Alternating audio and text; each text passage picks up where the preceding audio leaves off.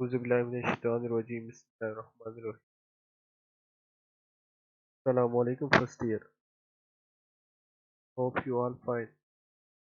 Last lecture में हमने classification of waves पढ़ी थी, वेव्स की टाइप्स पढ़ी थी। वेव्स को ब्रीफली डिस्कस किया था कि वेव क्या होती है, फिर वेव कितने टाइप्स की, ये दो टाइप्स की वेव्स होती है। एक को हम मैकेनिकल वेव्स कहते हैं, एक को हम इलेक्ट्रोमैग्नेटिक वेव्स कहते हैं।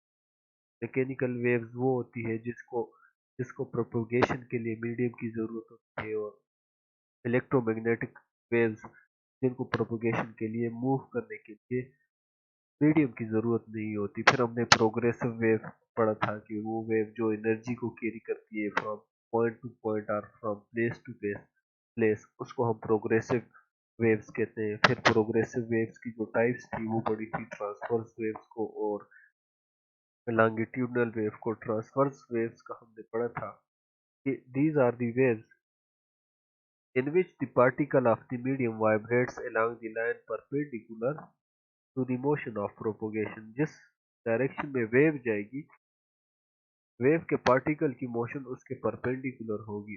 और लॉन्गिट्यूडनल वेव में हमने पढ़ा था जिस डायरेक्शन में वेव जाएगी उसी डायरेक्शन में तो उसके पैरेलल पार्टिकल की मूवमेंट होगी, पार्टिकल जो ऑसिलेशन करेंगे। इसके एक सब टॉपिक है करेक्टरिस्टिक्स ऑफ वेव्स। आज हम वो पढ़ेंगे कि वेव्स की करेक्टरिस्टिक क्या होती है। जैसे आपको याद हो, चैप्टर नंबर 3 में हम क्वेश्चन पढ़ा था, उसके साथ कुछ रिलेटेड टर्म्स पढ़ी थी, जैसे स्पीड हो गया, जैसे वेलोसिटी हो गई थी, जैसे एक्सेलरेशन हो गया था। इसी तरह हमने चैप्टर नंबर 5 से भी एंगुलर मोशन पढ़ा, और एंगुलर मोशन के साथ एसोसिएटेड जितनी भी टर्म्स थी वो हमने पढ़ी थी। उसी तरह आज हम वेव्स के साथ जो टर्म्स एसोसिएटेड होती है वो डिस्कस करते हैं कि वेव्स के साथ कौन कौन सी टर्म्स एसोसिएटेड है। इसमें से 5-6 टर्म्स है जो वेव्स के साथ एसोसिएटेड है, जिसमें पहले वेव स्पीड आ गई, then frequency of waves, waves की फ्रीक्वेंसी क्या हो सकती है, टाइम पीरियड ऑफ वेव्स। ये बेसिक चीजें हैं, आगे और टॉपिक समझने के लिए बेसिक चीजों का पता होना चाहिए। वेवलेंथ हो गई, जैसे amplitude of wave, intensity of wave, आपको इन सब चीज़ों का पता है। स्पीड का भी पता है, बस साथ वेव लग जाएगा। फ्रीक्वेंसी भी हमने लास्ट चैप्टर में पढ़ी थी, उसका भी आपको पता है। एज वेल टाइम पीरियड भी हमने पढ़ा था। टाइम पीरियड क्या होता है, जो नई चीज़ यहाँ पे आई है वो है वेवलेंथ। वेवलेंथ को मैंने लास्ट लेक्चर में भी डिस्कस किया था, इसमें भी ब्रीफली डिस्कस। एम्पलीट्यूड का भी आपको पता है कि एम्पलीट्यूड क्या है, हमने लास्ट लेक्चर में पढ़ा था कि एम्पलीट्यूड क्या होता है। और जो दूसरी नई चीज़ है वो है इंटेंसिटी। चलिए नंबर इनको डिस्कस करते हैं। पहले स्पीड, वेव स्पीड। आप सिंपल स्पीड को डिफाइन करें। सिंपल स्पीड होता है distance travel by a body पर unit time is known as speed. जो आमतौर पर हम स्पीड किसी भी बॉडी की स्पीड को मेजर करते हैं तो हम कहते हैं डिस्टेंस ट्रेवल पर यूनिट टाइम। अब यहाँ पे बॉडी मूव नहीं कर रही, यहाँ पे कुछ और चीज मूव कर रही है, और वो सामने लिखा गया है कि यहाँ पे जो चीज मूव कर रही है उसको हम कहते हैं wave. The distance travel bye A wave पर unit time is called wave speed. कोई वेव कितना डिस्टेंस ट्रेवल करती है, उसको कितने टाइम में करती है, उसको हम वेव स्पीड कहते हैं। वेव स्पीड दो चीजों पे डिपेंड करती है। एक तो ये डिपेंड करती है type of wave, longitudinal wave है, ट्रांसवर्स वेव है, इलेक्ट्रोमैग्नेटिक है, कौन सी वेव है, एक तो टाइप पे डिपेंड करती है। दूसरा ये डिपेंड करती है मीडियम पे। ये आया भाई, वो वेव कौन से मीडियम से मूव कर रही है, वो हवा, एयर है, या वो मीडियम वाटर है, या वो मीडियम कोई और चीज है, मीडियम पे भी डिपेंड करता है। यहाँ पे आपके बुक में फार्मूले भी लिखे हैं कि स्पीड, वेव स्पीड का क्या फार्मूला है। जैसे कि speed of transverse wave pulse, wave pulse कहते हैं सिंगल ओसिलेशन को। जो ये ऐसे सिंगल ओसिलेट करती है ना, भाभी ओसिलेशन लेती है, उसको हम वेव पल्स कहते हैं। ये फार्मूला जो लिखा है, ये फार्मूला है फॉर स्ट्रिंग और स्प्रिंग, स्ट्रेच स्प्रिंग और स्प्रिंग। इसके लिए फार्मूला है वी वेलोसिटी, वी स्पीड को रिप्रेजेंट करता है, वी इज इक्वल। अब स्प्रिंग की बात आती है स्प्रिंग में टेंशन क्रिएट होता है। ये tension multiply by length of the string divided by mass of the spring. जो मास है स्प्रिंग है या स्ट्रिंग है, तार है या स्प्रिंग है, उसका mass is equal to T divided by small M. यहाँ पे ये जो स्मॉल एम है ये बराबर है एम डिवाइडेड बाय एल। मैं लिख देता हूँ कि स्मॉल एल किसके बराबर है, small M is equal to, it is equal to capital M divided by L. अगर ये स्मॉल एम यहाँ पुट कर ले तो एल एल नीचे आ जाएगा, एम डिवाइडेड बाय एल हो जाएगा। ये है formula for the transverse wave in stretch string और स्प्रिंग के लिए। टी मैंने बता दिया टेंशन है, एल लेंथ है और एम मास है।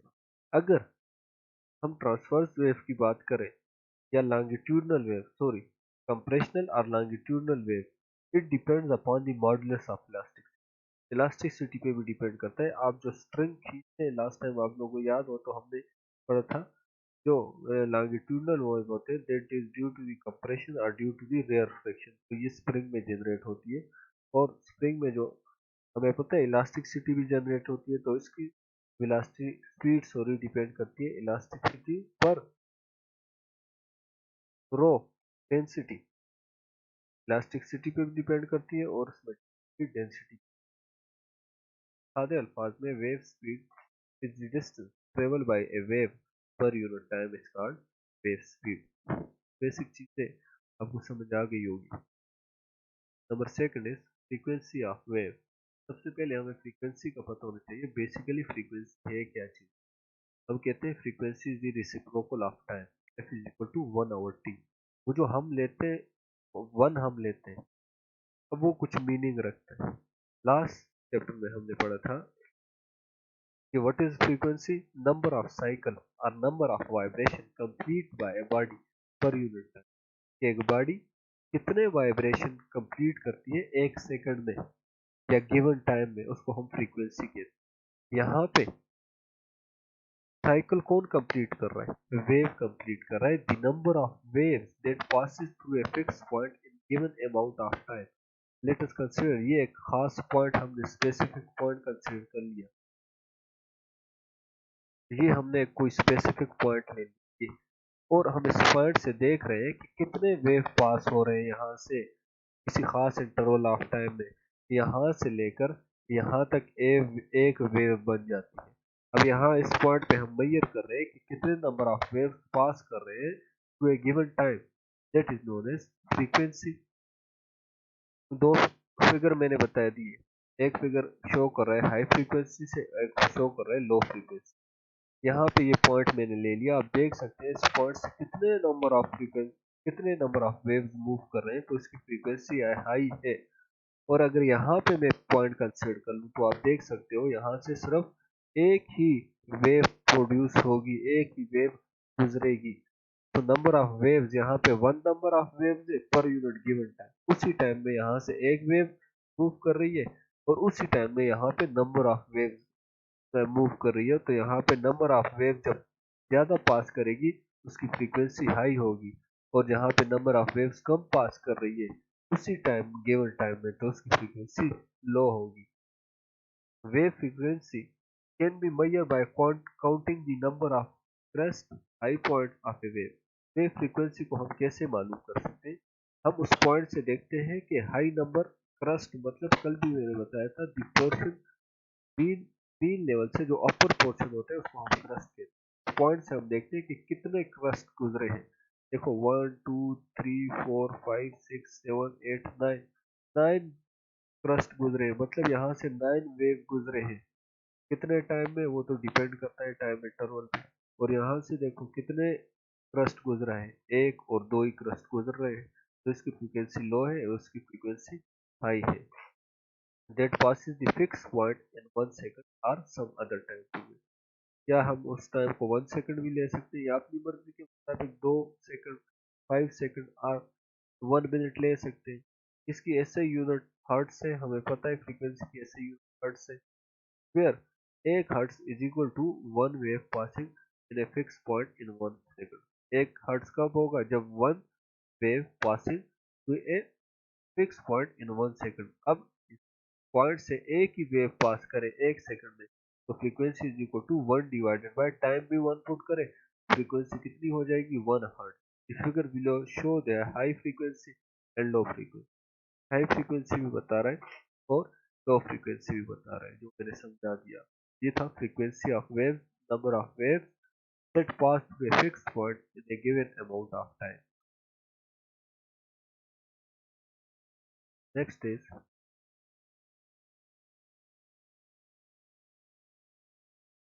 sorry,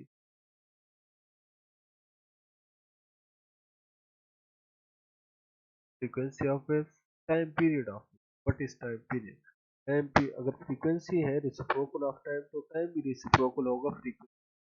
अब किसी खास टाइम में कितने वेव्स, नंबर ऑफ वेव्स वहां से पास करके, इसको हम टाइम पीरियड कहते हैं। The time during which wave pass through a certain point is called the time period. वहां पे हमने क्या कहा था? The number of waves passing through certain time frequency. यहाँ पे द टाइम, वो खास टाइम जिसमें number of wave in which a wave passes through a certain point, से कितने वेव पास कर रहे हैं उसको हम टाइम पीरियड ऑफ वेव्स कहते हैं, is equal to the reciprocal of frequency. और इसकी यूनिट आपको पता है, टाइम की यूनिट क्या है? We all know that the unit of time is second.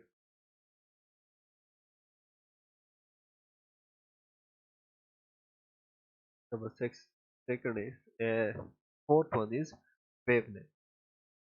कल मैंने इसके बारे में एक छोटा सा इंट्रोडक्शन करवाया था कि व्हाट इज वेवलेंथ।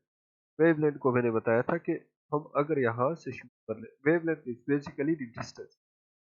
देखो अब वेव मूव कर रही है, उसके डिस्टेंस को हम डिस्टेंस नहीं कहते, उसके लिए हम वर्ड यूज करते हैं दैट इज वेवलेंथ। और वेवलेंथ बराबर होता है, लेट, मैंने कल बताया था कि यहाँ से अगर कोई वेव शुरू करेगी, स्टार्ट करेगी, और अगर यहाँ तक वो आएगी, दैट विल बी 1 लेमडा, वो बराबर होगी 1 लेमडा की। लेकिन जो एक्चुअल डिफिनेशन है ये कह रहा है कि wavelength is the distance between two identical points. दो आइडेंटिकल पॉइंट्स के दरमियान जो डिस्टेंस होगा उसको हम वेवलेंथ कहते हैं। ये देख लो, ये पॉइंट और ये पॉइंट दो आइडेंटिकल पॉइंट है, या ये पॉइंट और ये पॉइंट दो आइडेंटिकल पॉइंट्स है, इन दोनों के दरमियान जो डिस्टेंस होगा उसको वेवलेंथ कहते हैं। या ये क्रस्ट और ये क्रस्ट दोनों मिल रहे हैं, ये दोनों क्या है? These are the identical points, और इनके दरमियान जो डिस्टेंस होगा उसको हम लेमडा या वेवलेंथ कहते हैं। देखो इसका आधा यहाँ से हटा दो और आधा यहाँ जोड़ लो, तो ये फिर भी वही चीज बन जाएगी। तो पहले मैं समझा रहा था कि यहाँ से यहाँ तक क्या कहलाएगा? 1 वेवलेंथ कहलाएगा।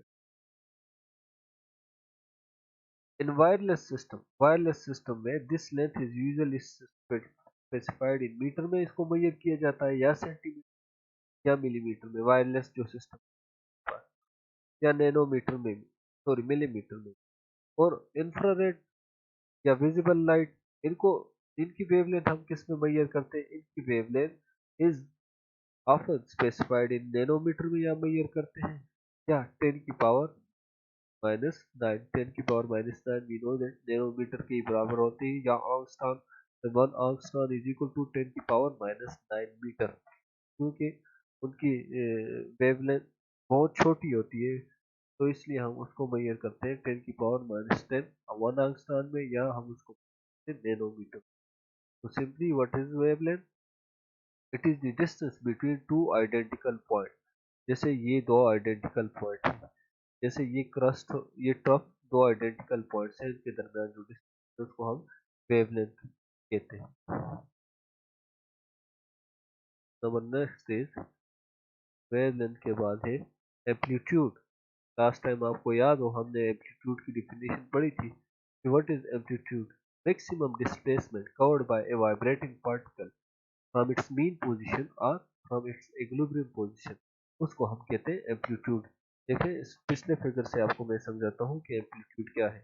लेट, ये उसकी इक्विलिब्रियम पोजीशन थी, ये this one is it's equilibrium position, this one, मैं यहाँ से स्टार्ट लेता हूँ, ये उसकी इक्विलिब्रियम पोजीशन थी। यहाँ से वेव ने चलना स्टार्ट किया और यहाँ तक आके रुक गई। जितना डिस्प्लेसमेंट उसने कवर किया, मैक्सिमम डिस्प्लेसमेंट, उस मैक्सिमम डिस्प्लेसमेंट को हम कहते हैं एम्पलीट्यूड। और वो एम्पलीट्यूड पॉजिटिव डायरेक्शन में भी कवर कर सकती है, वो एम्पलीट्यूड नेगेटिव डायरेक्शन में भी कवर कर सकती है। जरूरी नहीं है कि सिर्फ जब इस डायरेक्शन में जाएगा तो उसका एम्पलीट्यूड या उसकी डिस्प्लेसमेंट मैक्सिमम होगी। नहीं, अगर बिलो लेवल में भी अगर वो मैक्सिमम डिस्प्लेसमेंट कवर करेगा तो तब भी हम उसको कहेंगे कि उसका ये एम्पलीट्यूड रहा। तो amplitude is the maximum displacement covered by a vibrating particle from its equilibrium position on either side। किसी साइड से, ऊपर साइड से भी, बिलो मीन लेवल से भी हो सकता है और अबाव मीन लेवल भी हो। जैसे मैंने बता दिया, जरूरी नहीं है कि सिर्फ अबाव मीन लेवल हो, बिलो मीन लेवल भी हो सकता है। उसके बाद जो नेक्स्ट है इंटेंसिटी। इंटेंसिटी हम शिद्दत को कहते हैं, किसी चीज की कितनी शिद्दत है। इंटेंसिटी ऑफ वेव हमें क्या बताती है? It tell us the amount of energy transmitted per second per unit area, कि एक सेकंड में किसी खास एरिया को हमने कितनी एनर्जी ट्रांसमिट की, कितनी एनर्जी प्रोवाइड की है, उसको हम इंटेंसिटी कहते हैं। And that should be perpendicular to direction of propagation. वो जो वेव मूव कर रही है वो कैसी होनी चाहिए? Perpendicular to direction of propagation of wave. It is called intensity of wave. जितनी ज्यादा हम एनर्जी प्रोवाइड करेंगे उतनी ज्यादा उसकी इंटेंसिटी होगी। अगर एनर्जी कम प्रोवाइड करेंगे तो उसकी इंटेंसिटी कम होगी। This was all about characteristics of wave। इंशाल्लाह see you in next lecture. अल्लाह हाफिज।